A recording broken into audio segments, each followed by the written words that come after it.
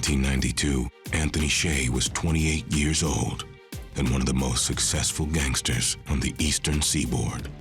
Anthony Shay is, for me, he's an old-timer. Today, there are people who hack into LinkedIn, steal 6 million passwords, and post them on a Russian crime website. All of a sudden, they're going to start to have 400,000 different credit cards they're using and steal hundreds of millions of dollars. Those are the savvy new thieves of today. But Anthony Shay is old school. What I mean by that is he looked around and said, hey, where's the money? Oh yeah, money's in the bank. Once in a while, they transfer it between banks in armored cars. He took money the old-fashioned way, went into a place at great risk, armed, ready to kill, and took as much cash as he could grab. He's highly skilled. He certainly devoted most of his energies to being the best that he could be.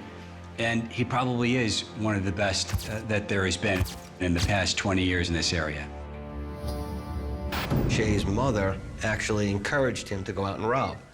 Anthony, you have no money. You got to go out and rob something. Go do something. Go do something. He'd been convicted twice before the age of 25 for robbery and assault. At age 16, he'd robbed a cab driver in Charlestown and nearly killed him. Looking at Anthony Shay alone, I think all of his brothers have bank robbery convictions. Shay said in an interview to another journalist, you know, I grew up around people. This is what they did. If we had grown up around dentists, we would have been pulling teeth. In Charlestown, the family business started early. You sort of had to prove yourself as a youngster. Anthony Shay definitely served a criminal apprenticeship, you know, stick-ups, stealing cars, that sort of thing. He'd honed his craft over several years and found a no-name crew of like-minded gangsters.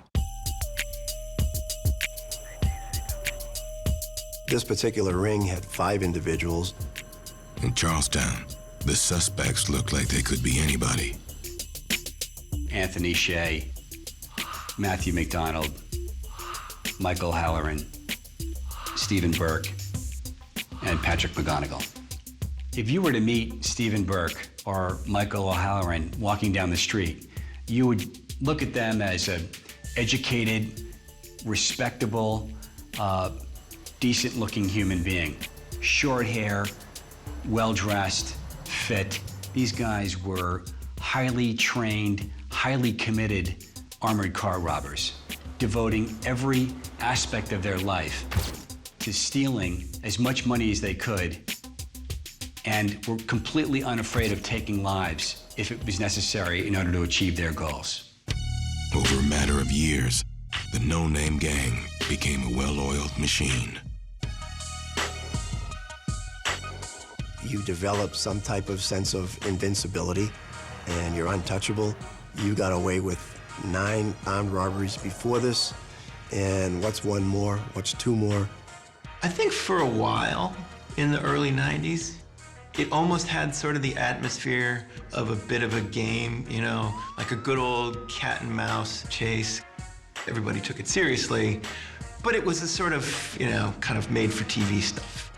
The dollar amounts were sort of a matter of amusement. You know, the bigger the money, the bigger the wow factor. Every streak eventually comes to an end.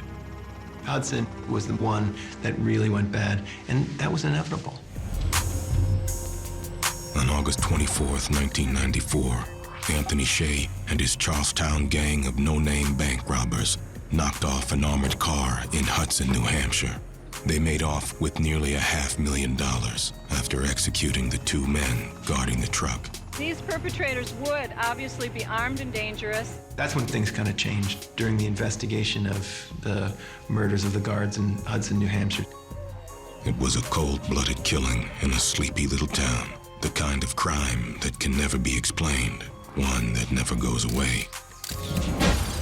Almost exactly 1 year after Hudson, another bank was hit in New Hampshire. Londonderry, August 1995. Our bank wasn't just picked out by chance. They probably sat out there for several days, several weeks, perhaps learning the routine. They timed it when the bank closed, when all the customers were gone. They planned to hit the bank at closing time, but before the vault was closed for the day.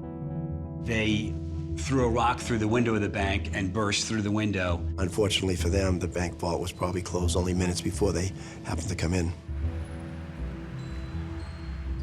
The manager explained that they could not open the vault because once it's locked, it cannot be opened again until the following day. And fortunately, the two robbers, frustrated, believed them, didn't kill them. They were very lucky and fortunate to have survived that. For the first time in 5 years, Anthony Shay robbed a bank and left something behind. They've left out through the same window, and one of them, Anthony Shay, we believed, cut himself. Shay left behind a few drops of blood. We retrieved the blood samples, and they were preserved in our evidence and then turned over to the FBI to then have them analyzed at their lab. Tangible evidence rather than just circumstantial.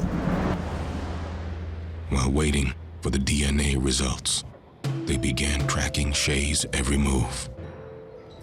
The week of August 7th, 1995, authorities took to the streets of Charlestown to take down a gangster. Basically, after Londonderry, we had just gone back to our full court press of intense surveillance on him, and we were able to uncover the fact that it looks like he's looking at a couple of banks. They found him driving a Jeep and followed him to a Holiday Inn in Peabody, a suburb north of Boston. It was a stolen vehicle. We watched Shay ditch the stolen vehicle, stash it, let it cool off, and we bugged that vehicle. The night of August 10th, Shay stayed at the Holiday Inn with two new Charlestown teammates, John Sherko and Nicholas DiMartino. The next morning, the FBI were listening when Shay and his team made their move. They were taken down in the parking lot of the Wakefield Savings Bank in Wakefield, Massachusetts. We brought them back to the Boston office of the FBI for booking, and the cold, hard investigative facts were laid out for them. Shay basically stood tall and basically said, I have nothing to say to anybody about anything. There was a brand new scientific method of extracting data from one's blood or DNA called polymerase chain reaction, or PCR. It had never been admitted in any court in New England, to my knowledge. It was fascinating to see how minute pieces of evidence, carpet fibers, saliva on a mask, could be matched to, of the 300 million people in this country, to these 5 people in Charlestown, Massachusetts. Throughout, the no-name gang seemed unfazed. When I was getting ready to testify, I just glanced over to look at defendants, and Stephen Burke just put his hand up at me and went like this. In the courtroom. I mean, that was the brazen attitude of these guys. On December 22nd, 1997, Christmas came early for the town of Hudson, New Hampshire. Anthony Shay and his no-name gang were all found guilty.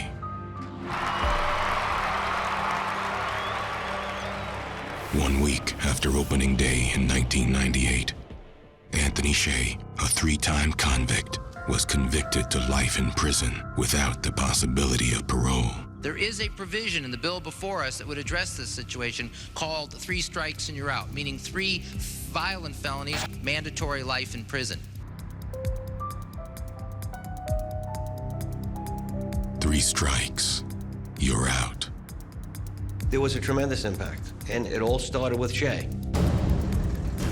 The heyday, that Shark Tank feeding frenzy, those days were over. He lived the high life for those years that he was out and able to wreak havoc. But at the end of the day, he's spending the overwhelming majority of his life behind bars.